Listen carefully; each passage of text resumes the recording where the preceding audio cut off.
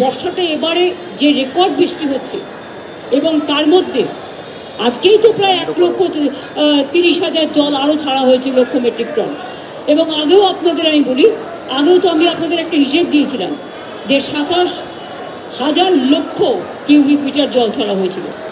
আর তার উপরে প্রচণ্ড বৃষ্টি, সবটাই বাংলার মানুষকে ফেস করতে হয়। তার মধ্যেও এই জল আটকাওয়ার জন্য আমরা প্রায় 5.5 লক্ষ পুকুর কেটেছি, নতুন করে 500টা চেক ড্যাম করে দিয়েছি, লোয়ার দামোদর বেসিন প্রকল্প করেছি, ঘাটাল মাস্টার প্ল্যানও আগামী দিন হবে। এই ধরনের আরও কিছু প্রজেক্ট আমাদের মাথায় আছে। যদি তারা ডিবিসি, পঞ্চায়েত, মাইথন এরা ওখানকার জল এখানে ছড়ে দিয়ে মানুষ ডুবাবে, যদি তারা ইমিডিয়েট অ্যাকশন না নেয়, তাহলে আমরা 2-3 বছরের মধ্যে আমরা আমাদের পরিকল্পনা মতো আমরা আমাদের কিছু সৃষ্টি করব, সেটা আমি এখনই বলছি না। আগামীকাল 21শে জুলাই তৃণমূলের মেগা কর্মসূচি ধর্মতলায়, সেখানে সেই সভা মঞ্চ, সেই ছবি আপনাদের সামনে রাখবো। ত্রিস্তরীয় মঞ্চ তৈরি হয়েছে, যেখানে মমতা বন্দ্যোপাধ্যায় তিনি তদারকিতে পৌঁছেছেন। অন্যদিকে বিভিন্ন জায়গায় যে তৃণমূলের কর্মী সমর্থকদের থাকা খাওয়ার ব্যবস্থা করা হয়েছে, সেই ছবিও তুলে ধরবো। প্রথমেই একদম ধর্মতলার সেই সভা মঞ্চ, যেখানে মমতা বন্দ্যোপাধ্যায় রয়েছেন, দেখতেই পাচ্ছেন, ফিরহাদ হাকিম রয়েছেন, অরূপ বিশ্বাস রয়েছেন। সেখান থেকেই আমাদের প্রতিনিধি অরিত্রিক ভট্টাচার্য রয়েছেন, অন্যদিকে সত্যজিৎ বৈদ্য রয়েছেন সেন্ট্রাল পার্ক, যেখানে কর্মী সমর্থকদের থাকা খাওয়ার ব্যবস্থা করা হয়েছে। প্রথমেই অরিত্রিক।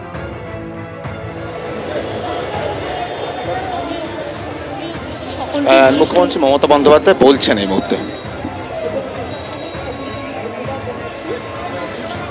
আমার সহকর্মীরা এবং যারা 21শে জুলাই উপলক্ষে অনেক দূর দূরান্তর থেকে, অত্যন্ত প্রত্যন্ত অঞ্চল থেকে 2 দিন 3 দিন ধরে আসেন, অনেক কষ্ট করে তারা থাকেন এবং আসেন, তাদের সকলকে আমার আন্তরিক অভিনন্দন জানাচ্ছি। ইতিমধ্যেই প্রায় লক্ষাধিক মানুষ গ্রামগঞ্জ থেকে এসছেন। যদিও চারিদিকে জল ছাড়ায় এবং অতিবৃষ্টির ফলে অনেক অঞ্চল জল প্লাবিত, তা সত্ত্বেও প্রাণের টানে, শেকড়ের টানে এবং শহীদ স্মরণে, শহীদ তর্পণে, এবং এই দিনটাকে আমরা শহীদ দিবস হিসেবে পালন করি। তার কারণ হচ্ছে আজকে যে গণতন্ত্র আপনারা দেখতে পাচ্ছেন বাংলায়, যে যাই কুৎসারটা, আগে তো একথা সত্য, মানুষ ভোট দিতে পারতো না। এমনকি কলকাতায় নিশ্চয়ই আপনারা ভুলে যাননি, আমি সপ্তপল্লী থেকে শুরু করে সমস্ত মাল্টি স্টোর বিল্ডিংয়ের তালা দিয়ে রেখে দেওয়া হতো সিপিএমের আমলে। কাউকে ভোটাধিকার প্রয়োগ করতে দিত না, গ্রামগঞ্জেও দিত না। এই অবস্থায় আমাদের বিরাট আন্দোলন হয়েছিল এবং সেই আন্দোলনকে দানা বাঁধতে গিয়ে সিপিএমের কোনো ক্ষমতা ছিল না সেদিন সেই আন্দোলন দমানোর।